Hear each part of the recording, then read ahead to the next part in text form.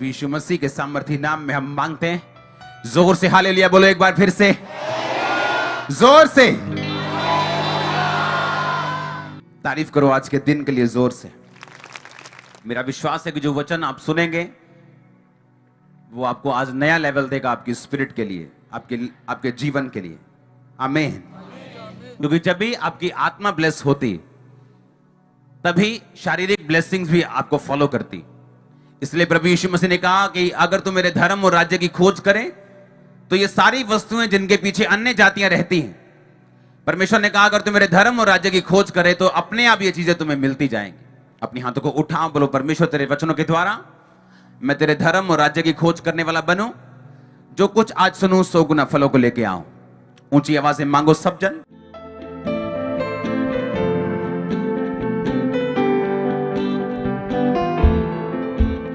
प्रभु यीशु मसीह के सामर्थी नाम में हम मांगते हैं। यशायाह 9 उसकी 6 आयत, क्योंकि हमारे लिए एक बालक उत्पन्न हुआ और हमें एक पुत्र दिया गया है और प्रभुता उसके कांधे पर होगी और उसका नाम अद्भुत युक्ति करने वाला, पराक्रमी परमेश्वर, अनंत काल का पिता और शांति का राजकुमार रखा जाएगा। सब बोलो आमीन। ये जो वचन आप पढ़ रहे हो यीशु मसीह के जन्म लेने से 700 साल पहले यशायाह भविष्यद्वक्ता के द्वारा यह बोला गया था। यीशु मसीह के जन्म से 700 साल पहले कि हमारे लिए एक बालक उत्पन्न हुआ, हमें एक पुत्र दिया गया और प्रभुता उसके कांधे पर होगी और उसका नाम अद्भुत युक्ति करने वाला, पराक्रमी परमेश्वर, अनंत काल का पिता और शांति का राजकुमार रखा जाएगा। हाँ, उसकी प्रभुता सर्वदा बढ़ती रहेगी, उसकी शांति का अंत ना होगा। इसलिए वह उसको दाऊद की राज गद्दी पर इस समय से लेकर सर्वदा के लिए न्याय और धर्म के द्वारा स्थिर किए और संभाले रहेगा। सेनाओं की यहोवा की धुन के द्वारा यह हो जाएगा। उसकी प्रभुता सर्वदा बढ़ती रहेगी। इसका मतलब जिसके बारे में बात की जा रही थी यह कोई इंसान नहीं हो सकता, क्योंकि कोई भी इंसान ऐसा नहीं है जिसकी प्रभुता, जिसका राज्य हमेशा बढ़ता रहे, क्योंकि एक दिन उसको धरती छोड़ के जाना पड़ता है। उसकी शांति का अंत ना होगा। इसका मतलब ये कोई शांति का अंत ना होगा, इसका मतलब ये कोई इंसान की बात नहीं हो रही, क्योंकि एक इंसान की भी शांति का अंत होता है जब वो इस दुनिया को छोड़ के चला जाता है। परमेश्वर ने कहा वो सर्वदा के लिए न्याय और धर्म के द्वारा स्थिर किए और संभाले रहेगा। प्रभुता उसके कांधे पर होगी, वो अद्भुत युक्ति करने वाला, पराक्रमी परमेश्वर, अनंत काल का पिता और शांति का राजकुमार, उसका नाम रखा जाएगा। उसका नाम क्या रखा जाएगा? शांति का राजकुमार। उसका नाम क्या रखा जाएगा? अनंत काल का परमेश्वर। उसका नाम क्या रखा जाएगा? अद्भुत युक्ति करने वाला, पराक्रमी परमेश्वर। यीशु मसीह के पास आने के बाद अगर आप वचनों को नहीं जानते कि वचन में क्या लिखा है, तो उसी के कारण शैतान हमें भरमाने की कोशिश करता है। और इसीलिए आपको वचन बताया गया था कि सच्चाई से अपनी क्या कसनी है। कौन सी कमर? ये 36 वाली, 32 वाली कमर, 38 वाली, 40 वाली कमर के ये वाली कमर? हां, ये कमर। और किससे कसनी है? और सच्चाई क्या है? परमेश्वर का। उसने कहा सच्चाई से अपनी कमर कस, ताकि शैतान जब तेरे इसी बुद्धि में, इसी दिमाग में अटैक करने के लिए सवालों के साथ, अविश्वास के साथ, व्यभिचार के साथ, पाप के साथ आए, तेरे दिमाग में इतना वचन हो तो उसका सामना कर सके। जब भर्ती होती है सिपाही की तो उसको बताया जाता है कि अपने सीनियर का तू हुक्म मानेगा। अगर तेरा सीनियर बोलेगा कि तू 10 की तुम्हारी स्ट्रेंथ है और तुमने 100 के साथ लड़ना है तो तुम मना नहीं कर सकते। अगर तुम लोग 15 और तुम्हारे फौजी सीनियर ने कह दिया कि तुम जाओगे और तुम 15 लड़ोगे 100 के साथ, तो वो मना नहीं कर सकता, नहीं तो उसका कोर्ट मार्शल हो जाता है। हाँ या ना? और बाइबल कहती परमेश्वर का नाम रखा गया अद्भुत युक्ति करने वाला परमेश्वर। अपने होंठों को खोलो और बोलो अद्भुत युक्ति करने वाला परमेश्वर। आमीन। अब एक वचन हम पढ़ेंगे निर्गमन से, उस वचन पे हम ध्यान लगाएंगे। लिखा, जब फिरौन ने लोगों को जाने की आज्ञा दे दी, तब यद्यपि फिलिस्तियों के देश से होकर जो मार्ग जाता है वह छोटा था, तो भी परमेश्वर यह सोचकर उनको उस मार्ग से नहीं ले गया कहीं ऐसा ना हो कि ये लोग रास्ते में लड़ाई देखें और लौट कर मिस्र को लौट आएं। इसलिए परमेश्वर उनको चक्कर खिलाकर लाल समुद्र के जंगल के मार्ग से ले चला और इजरायली पांति बांधे हुए, लाइन बांधे हुए मिस्र से निकल गए। और मूसा यूसुफ की हड्डियों को साथ लेता गया, क्योंकि यूसुफ ने इजरायलियों से यह कहकर परमेश्वर निश्चय तुम्हारी सुधि लेगा, उनको इस विषय की शपथ, दृढ़ शपथ खिलाई थी कि वे उसकी हड्डियों को अपने साथ यहां से ले जाएंगे। फिर उन्होंने सुक्कोत से कूच करके जंगल की छोर पर एताम में डेरा किया, और यहोवा उन्हें दिन को मार्ग दिखाने के लिए बादल के खंबे से और रात को उजाला देने के लिए आग के खंबे में से होकर उनके आगे आगे चला करता था, जिससे वो रात और दिन दोनों में चल सके। ऊंची आवाज बोलो आमीन। उन्होंने ना तो बादल के खंबे को दिन में, ना ही आग के खंबे को रात में लोगों के आगे से हटाया। अगर आप ध्यान से पढ़ें तो बाइबल कहती है जब परमेश्वर इजरायलियों को मिस्र से निकाल के ले आया, रात को जब प्रभु भोज लिया और सारे छूट गए और सब निकलने लगे, बाइबल कहती है परमेश्वर ने कहा यह मार्ग जो पलिश्तियों के देश से होकर जाता है, यह छोटा है। यह रास्ता क्या है? यानी सामने कनान देश था, कुछ ही पैदल कुछ ही घंटों का रास्ता, पैदल 3 दिन का मार्ग लिखा बाइबल में, पैदल। लेकिन बाइबल कहती, परमेश्वर ने कहा मैं जानबूझ के इनको छोटे रास्ते से लेकर नहीं जाऊं। और बाइबल कहती परमेश्वर लंबे रास्ते से ले गया। आगे आयत में लिखा कि परमेश्वर उनको चक्कर खिलाकर, बोलो चक्कर खिलाकर। ये चक्कर किसने डाला? शैतान ने। किसने डाला? कई बार आप फ्रस्ट्रेट हो जाते हैं परमेश्वर से, आप खींच जाते हैं खुदाबंद से कि प्रभु ये देख सामने रास्ता है, ये देख अगर ये वीजा लग गया, ये देख अगर ये हीलिंग हो गई, ये देख अगर देख मेरी उम्र 40 हो गई, अगर मेरी शादी अभी हो जाए, ये देख कितनी बड़ी गवाही बनती। और इजरायली सोच रहे थे कि हमने तो सुना है ये कनान देश बिल्कुल साथ में है, हम अभी चलेंगे, परसों चौथ पहुंच जाएंगे। लेकिन परमेश्वर ने उनके दिल दिमागों पर कब्जा किया, 20 लाख लोगों के दिमाग पे कब्जा किया और उनको जंगल के मार्ग से ले गया। किसी के दिमाग में नहीं आया कि हम गलत रास्ते जा रहे हैं, किसी का नेविगेशन काम नहीं किया। बड़े बुजुर्ग थे वहां पे, बड़े सियाने लोग थे, किसी की सियानत काम नहीं की, क्योंकि परमेश्वर ने उनके दिल, उनके दिमाग, उनके सर्कमस्टेंसेस के ऊपर कब्जा कर लिया था।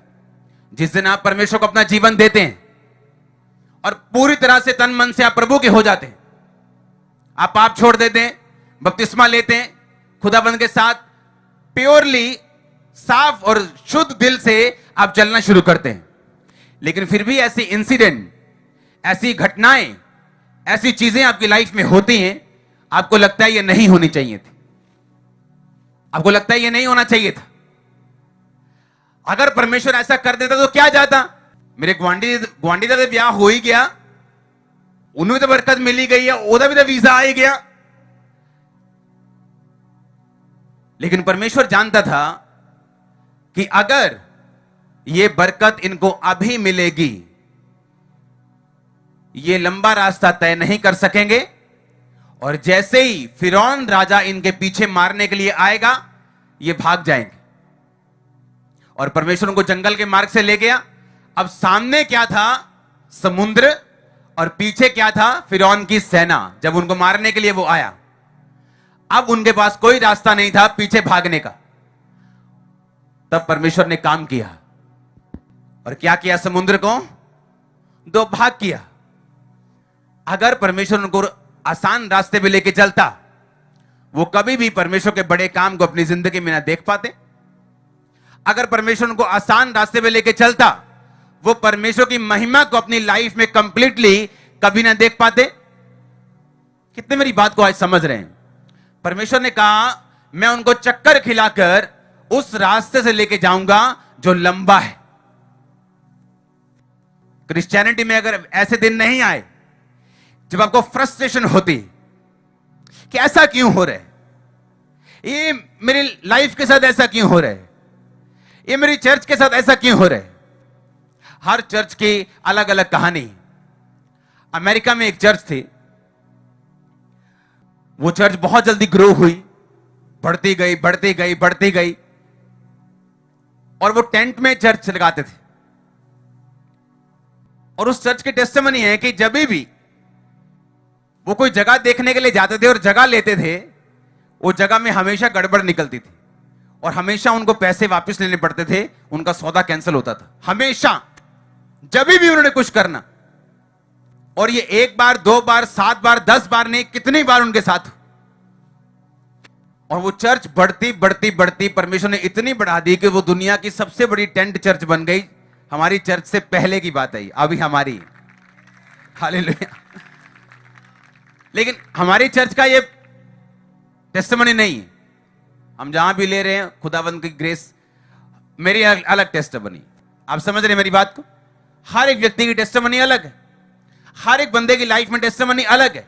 हर एक व्यक्ति की लाइफ में ये सीजन आता है, ये टाइम आता है जब उसको फ्रस्ट्रेशन फील होती कि मेरे साथ ये ऐसा क्यों हो रहा है।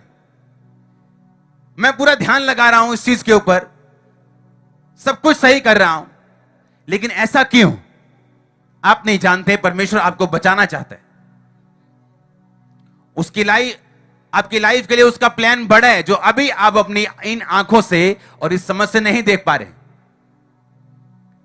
और जब इजरायली आगे बढ़े, लाल समुद्र के पास खड़े हुए, तो उनको मालूम हुआ कि परमेश्वर उनके डर से उनको टेम्परेरी निजात नहीं देना चाहता था। अगर वो फिलिस्तियों के मार्ग से चले जाते तो फिरौन उनका पीछा ना करता, अगर करता तो उनके पास इतनी ताकत नहीं थी वो उसे मार सकते। हमेशा वो डर इजरायलियों के दिल में रहता, कनान पहुंचने के बाद भी, कि पता नहीं किस दिन फिरौन आएगा और हमें ले जाएगा। हम बरकत तो ले रहे हैं, खुदावंद तो हमारे साथ है, पर पता नहीं किस दिन फिरौन आएगा और हमें ले जाएगा। वो हमेशा डर में जीते। पर बाइबल कहती है उनके डर से सदा की निजात दिलवाने के लिए परमेश्वर उनको चक्कर खिला के लेके गया, लेकिन वो फ्रस्ट्रेशन वाला टाइम था। लेकिन परमेश्वर भरोसा किया, लाल समुद्र सामने आया, लाल समुद्र दो भाग किया। फिरौन सोचा कि जैसे ये नदी इस समुद्र से ऐसे निकल गए, मैं भी निकल जाऊंगा। जब फिरौन निकला, समुद्र पैक कर दिया परमेश्वर ने और सारे खत्म हो गए। और मैं भी 1-2 दिन पहले पढ़ रहा था कि अभी भी इजराइल के पास जो समंदर हैं उनमें से तलवारें निकल रही, अभी भी।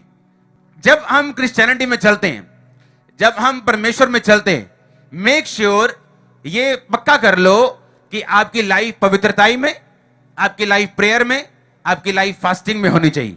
उसके बाद जो कुछ भी आपकी लाइफ में होगा वो डिवाइनली परमेश्वर के द्वारा वो डायरेक्ट किया होगा। वो चाहे नीचे का रास्ता हो, दुखों भरा हो, चाहे सुखों भरा हो। आप मेरी बात को समझ जाओ ध्यान से। सबसे पहली बात, आपका कनेक्शन परमेश्वर के साथ होना चाहिए। आपकी लाइफ पवित्रताई, आपकी प्रेयर, आपकी लाइफ में कोई ऐसा पाप नहीं होना चाहिए जिसका आपने अंगीकार नहीं किया और छोड़ा नहीं।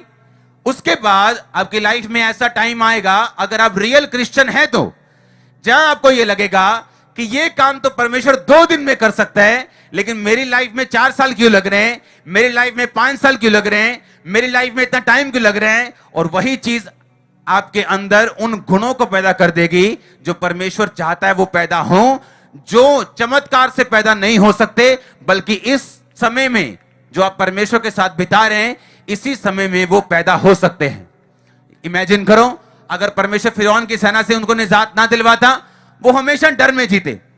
अब परमेश्वर उनको चक्कर तो खिलाया, पर उनको अपने दुश्मनों से सदा के लिए निजात दिलवाई, अपने डर से सदा के लिए निजात दिलवाई, और उनको फियरलेस आर्मी बना के परमेश्वर ने इस्तेमाल किया। आप जब भी परमेश्वर में चलते हैं, आप खुदाबंद में चलते हैं, ऐसी घटनाएं आपकी लाइफ में होंगी जहां आपको लगेगा कि परमेश्वर ऐसा भी तो कर सकता है, मेरी लाइफ में ऐसा भी तो कर सकता है, मेरी जिंदगी में मेरे पति को वो 1 मिनट में छू सकते हैं, वो तो मेरी पत्नी को ऐसे छू सकते हैं, मेरे फाइनेंस को ऐसे छू सकते हैं, मेरे घर वालों को ऐसे छू के अभी मुझे निजात दिलवा सकते हैं। लेकिन परमेश्वर की प्लानिंग आपकी प्लानिंग से अलग है। इसीलिए बाइबल में लिखा है, तेरी योजनाएं और उसकी योजनाओं में जमीन और आसमान का फर्क है। तेरी सोच और उसकी सोच में जमीन और आसमान का फर्क है। जब परमेश्वर आपकी लाइफ में काम करेगा, वो ऐसे परमानेंट ब्लेसिंग्स और तरीकों के साथ काम करेगा कि आप लॉन्ग टाइम ब्लेस होकर चल सके, आप टेम्परेरी ब्लेसिंग ना लें। आप समझ रहे मेरी बातों के नहीं? हाँ, समझ रहे कि नहीं? क्यों परमेश्वर ऐसा करेगा? अगर उसने सारी ब्लेसिंग किसके लिए बनी? आपके लिए बनी कि अन्य जातियों के लिए बनी कि पापियों के लिए बनी? बोलो, कि पापियों के लिए बनी कि धर्मी सफर करे और पापी एंजॉय करे? ऐसा है क्या? ब्लेसिंग्स आपके लिए बनी, लेकिन परमेश्वर ऐसी ब्लेसिंग आपको नहीं देना चाहता जो आप ही का नुकसान कर दे। आप अपने बच्चों को गाड़ी चलाने के लिए नहीं देंगे अगर उनको चलानी नहीं आती। वो जितना मर्जी उनको पसंद करते हो, जितना मर्जी रोएं चिल्लाएं, लेकिन आप उनको वो चीज नहीं दोगे जो वो हैंडल नहीं कर सकते। आप वेट करोगे। बालक जब तक, वारिस जब तक बालक है, लिखा यद्यपि सभी वस्तुओं का स्वामी है, पर उसमें और नौकर में कोई भी फर्क नहीं, क्योंकि जब तक वो बालिग नहीं होता, पिता के ठहराए हुए संरक्षकों यानी पिता के ठहराए हुए नौकरों और सुरक्षा करने वालों के वो अधीन में रहता है। अब एक बालक जो बालिग नहीं हुआ, वो भी उसी घर में खाता है जैसे नौकर खाता है। कपड़े नौकर भी पहनता है, उसका बेटा भी पहनता है। नौकर तिजोरी नहीं खोल सकता, उसका बेटा भी नहीं खोल सकता। नौकर की प्रॉपर्टी पे कोई अधिकार नहीं, उसके बेटे का भी कोई अधिकार नहीं, वो बालिग नहीं। कहा तुम में और नौकर में कोई फर्क नहीं अगर तुम बालिग नहीं हुए। और आत्मा में ऐसा हो सकता है कि आप 40 साल चर्च जाएं, पर आत्मा में अभी भी आप छोटे बच्चे ही हो। ऐसा हो सकता है कि आप 20 साल से चर्च के मेंबर हो, लेकिन परमेश्वर की निगाह में अभी आप बालिग नहीं हो। परमेश्वर ने कहा एक छोटा लड़का उनकी अगुवाई करेगा। पता है क्यों? क्योंकि आत्मा में जो मैच्योरिटी है, वो उम्र का उससे कोई लेना देना नहीं, वो समझ से लेना देना है, जितनी आप परमेश्वर की समझ रखते हैं। पतरस 47 साल का था जब परमेश्वर 30 साल के थे, और परमेश्वर को मालूम था कि मछलियां कहां हैं। पतरस खुद मछुआरा होके भी अंधों की तरह घूम रहा था वहां पे, कि सारी रात मेहनत की, कोई मछली नहीं आई। और परमेश्वर कहता है नहीं, जहां मैं बताऊंगा तू बताएगा। तू तो कारपेंटर है परमेश्वर, हां तू ये बता कि दरवाजा अच्छा कैसे बनता है, सलीब अच्छी कैसे बनती है, घर कैसे अच्छा बनाना है, मछली कहां मिलेगी मैं बताऊंगा। परमेश्वर ने कहा जा और गहराई में जाल डाल, और इतनी मछलियां आएगी जाल फटने लगे, दूसरों को बुलाया उनके फटने लगे। ऐसा आपके साथ होने वाला ओवरफ्लो ब्लेसिंग्स यीशु मसीह के नाम। सुनो मेरी बात, अगर आप अपने आप को समर्पित कर देंगे, इस टाइम क्या करें जब परमेश्वर आपकी लाइफ में कुछ ऐसा करे, आपको लगे ये तो 5 मिनट का काम है, आपको लगे ये तो 2 साल का, ये तो 6 महीने का काम है, परमेश्वर के लिए तो ये 1 दिन का काम है ऐसा करना।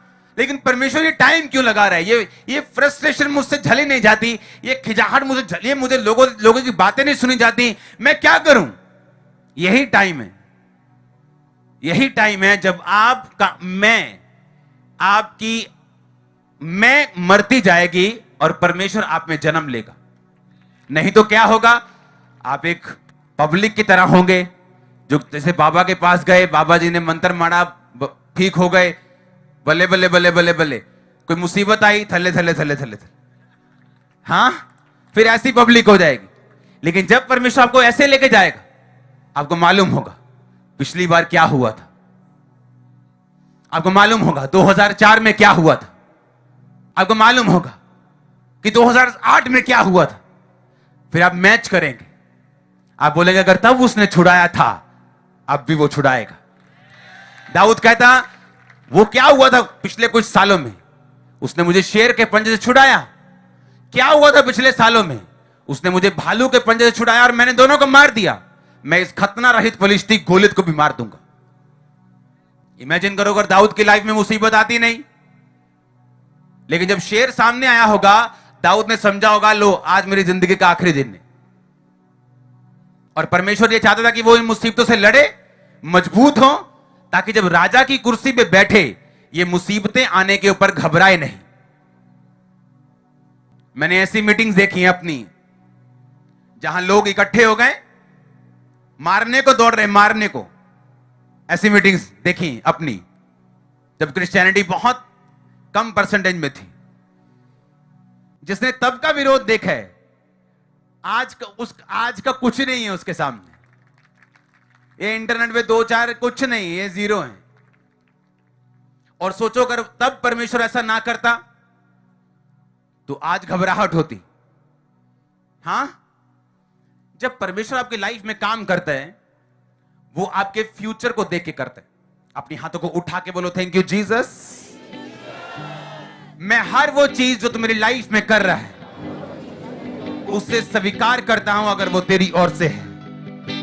आज मुझे बुद्धि दे, मुझे सामर्थ्य दे कि मैं तेरे रास्तों पे चल सकूं पूरी तरह से समर्पित होके, ताकि तू मुझे बना सके डर रहित, ताकि तू मुझे खड़ा कर सके अपने कामों के लिए। जोर से आमीन बोलो और तारीफ करो खुदावंद। हालेलुया। आप समझ रहे मेरी बातों को? जब परमेश्वर आपको बनाने लगता है, वो आपका आज नहीं देखता, वो आपका आज का कंफर्ट नहीं देखता, आपके आज के आंसू नहीं देखता। वो कितने भी जेन्युइन क्यों ना हो, कितने भी जेन्युइन क्यों ना हो, वो कितने भी सच्चे क्यों ना हो, वो आपके आज के आंसू नहीं देखता। अगर उसकी सोच आपके लिए फ्यूचर में बहुत ज्यादा बड़ी है, तो मैं आपके परिवारों को मसीह में बपतिस्मा लेते हुए देख रहा हूं, और मैं आपके वंश को बपतिस्मा लेते हुए देख रहा हूं। आप समझ रहे मेरी बात को? मेरे पास 10,000 कारण थे परमेश्वर को यह बताने के लिए कि जो तू कर रहा है वो गलत है, जो मैं सोच रहा हूं वो सही है। 2008 में 7 में कि तू जो सोच रहा है वो सही नहीं। देख, अगर इस तरीके से काम हो तो कितना अच्छा हो। और मुझे लगता कि मैं सही हूं, मैं सही कह रहा हूं। वो समय फ्रस्ट्रेशन वाला होता था, खिजाहट वाला, आंसुओं वाला। 2006 में 5 में शायद 5 में, हां, मैंने नाराज हो जाना प्रभु से, जाओ मैं प्रार्थना नहीं करनी। 3 दिन प्रार्थना नहीं की, चौथे दिन माफिया मांग मांग के फिर करनी पड़ती थी जब शैतान अटैक करता था।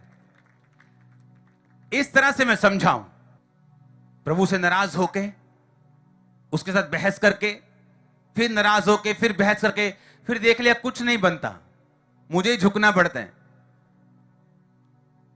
अगर बनना ही है कुछ नहीं, उसने अपनी मर्जी से ही करना है, तो क्यों फालतू टाइम वेस्ट करूं मैं नाराज होके? और यह चीज समझने के लिए मुझे सालों लगे हैं, महीनों नहीं। क्या? सालों, ईयर्स लगे हैं मेरे को यह चीज समझने के लिए कि नाराज होने से कोई फायदा नहीं होगा, प्रार्थना रोकने से कोई फायदा नहीं होगा। मुझे इसी लाइन पर आना पड़ेगा। आमीन। और यही रास्ता अपनाना पड़ेगा, क्योंकि एक ही रास्ता है, उसके डबल डबल ABC प्लान नहीं है परमेश्वर का, उसका एक ही प्लान है, वहीं जाना पड़ेगा, वही ब्लेसिंग है, वही सब कुछ। हालेलुया। आप प्रभु में चलते, कोई भी ऐसा चैलेंज जो दूसरों को बिल्कुल नहीं है, हो सकता है आपकी लाइफ में फाइनेंस एक चैलेंज हो, लेकिन आपके क्रिश्चियन पड़ोसी के पास वो चैलेंज नहीं है। आप बोलोगे ये भी तो है जिसके पास खुला पैसा आता है, उसका बाप भी काम करता है, भाई भी काम करता है, बहन भी काम करती, पैसा ही वैसा है, मैं ऐसा क्यों? मैं तो टाइट भी दे रहा हूं, मैं तो ये भी कर रहा हूं।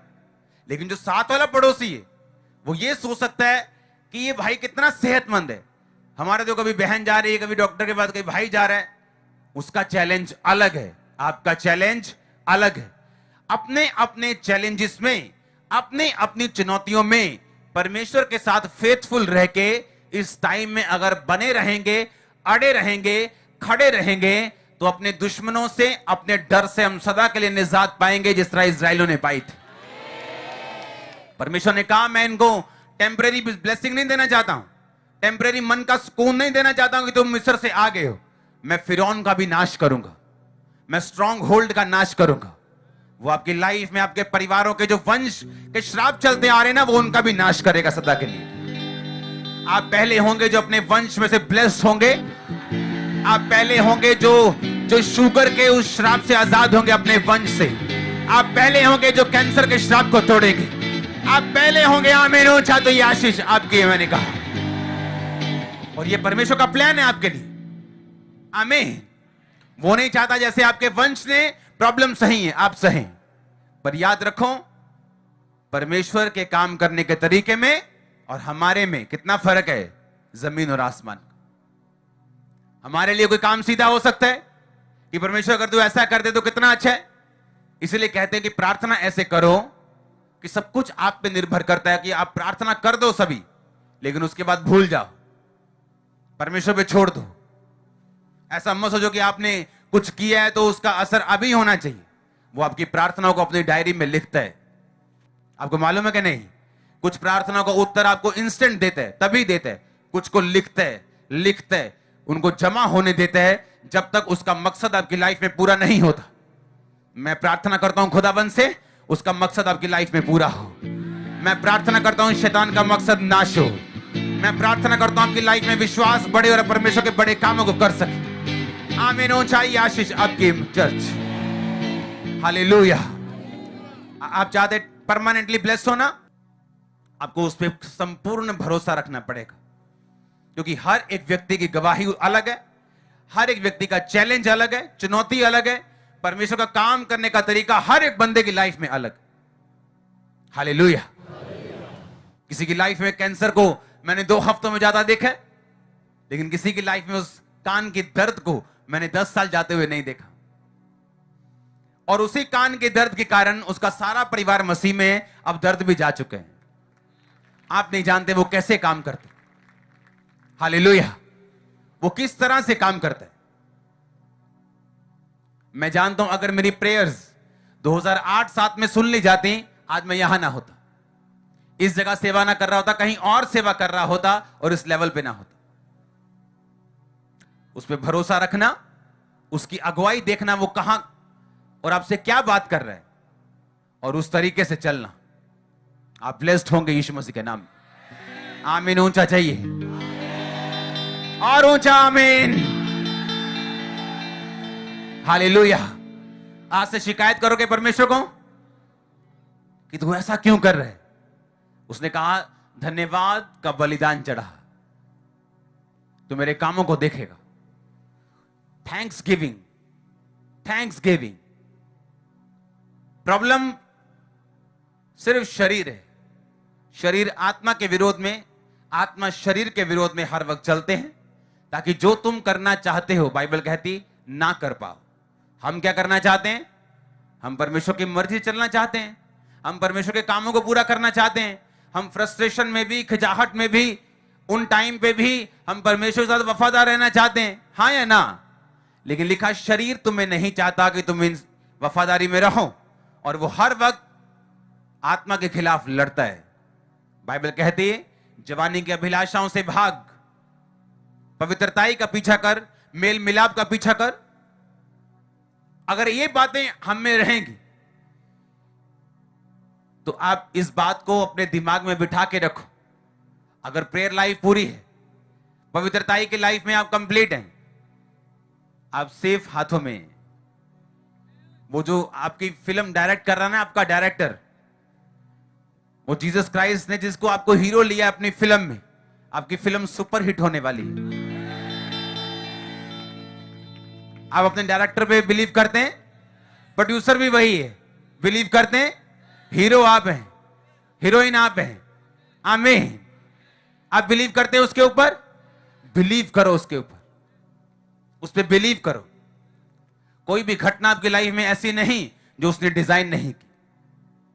और इसीलिए शैतान दिमाग में अविश्वास के साथ आता है, पाप के साथ आता है, व्यभिचार के साथ आता है, और सच्चाई से अगर कमर कसी हो, वचनों से कमर कसी हो। क्यों परमेश्वर ने कहा वचन को पढ़ने के लिए? जो घटना 2000 साल पहले मैं क्यों पढ़ूं, जो 4000 साल पहले क्यों पढ़ूं?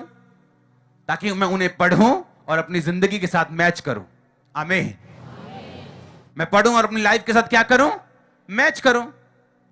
कितने मेरी बातों को समझ रहे हैं?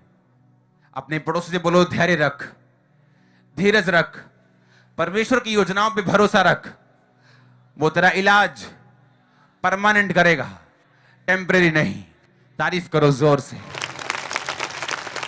आप बिलीव करते हो आपका बिजनेस खुदाबंद के हाथों में? आप बिलीव करते हो आपका फाइनेंस, आपकी लाइफ, आपका परिवार, आपकी सेहत परमेश्वर के हाथों में? जो आपका पार्ट है उसे पूरा करो। अगर हेल्थ चाहिए, रोज प्रेयर करो, रोज प्रेयर करो, बाकी सब कुछ परमेश्वर पे छोड़ दो। फाइनेंस चाहिए, अपना प्रेयर करो, पवित्रताई में रहो, बोवो, सब कुछ कंप्लीट करो, बाकी सब कुछ परमेश्वर पे छोड़ दो।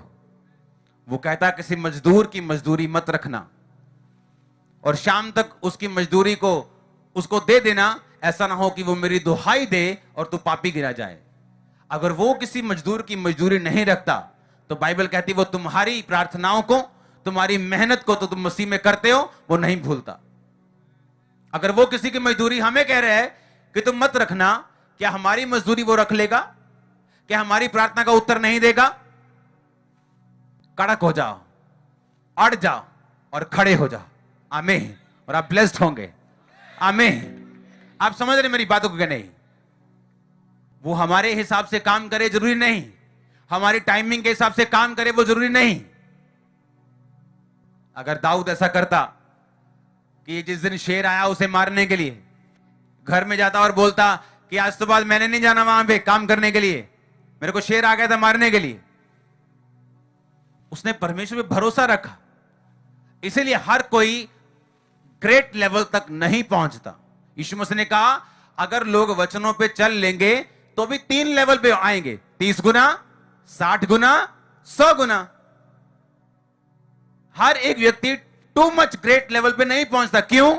उसके लिए फेथ चाहिए होता, विश्वास चाहिए होता कि अगर परमेश्वर ने मेरी ड्यूटी लगाई है इन भेड़ बकरे को चलाने की, शेर भी आ गया तो मैं हटूंगा नहीं, भालू भी आ गया तो मैं हटूंगा नहीं। वही उसकी ट्रेनिंग थी। वही उसने गोफन चलाना सीखा जिससे उसने गोलियत को मारा। वहीं उसके अंदर दिलेरी आई, वहीं परमेश्वर के वचन में भरोसा आया, वहीं पर उसने अकेलेपन में भी परमेश्वर की महिमा करनी सीखी, दुनिया से अलग रहा, पाप से अलग रहा। आप नहीं जानते परमेश्वर किस तरह से काम करता आपकी लाइफ में। अगर वो डर के भागता तो कभी भी गोलियत को मारने के लिए वो तैयार नहीं होता। 4 रिश्तेदार नाराज हो गए, चर्च ऑनलाइन सुनना शुरू कर दो। अब बाथरूम में कौन देख लेगा हम क्या देख रहे हैं? चर्च अटेंड करो, कोई प्रॉब्लम नहीं। रिश्तेदारों से फ्री हो गए, रिश्तेदार भी मान गए, परमेश्वर जी भी मान गए। और परमेश्वर कहता कोई बात नहीं, मेरे लिए रिश्तेदार पकड़ लिए, मुझे छोड़ दिया, तेरे रिश्तेदार भी तुझे एक दिन छोड़ जाएंगे। जो तू मेरे लिए छोड़ देगा तू पा लेगा, जो मेरे लिए पकड़ना चाहेगा मुझे छोड़ के, वो भी तू एक दिन गवा देगा। हालेलुया। परमेश्वर ने कहा, पतरस ने बड़ी डींग मारी प्रभु के सामने, कहता प्रभु आ वेख, ऐ सब कुछ छाड़ के तेरे पीछे हो गए, सानू क्या मिलेगा? परमेश्वर ने कहा एक भी ऐसा नहीं, नॉट इवन वन, जिसने मेरे लिए खेतों को छोड़ दिया हो, बच्चों को छोड़ दिया हो, भाइयों को छोड़ दिया हो और 100 गुना ना पाए। इसी धरती पर अगर घर छोड़े 100 गुना, लोग छोड़े 100 गुना। कुछ चंद लोग मैंने छोड़े थे। कितने बैठे हैं आज? हां, यहां से भी बाहर बैठे हैं, ऑनलाइन भी बैठे हैं।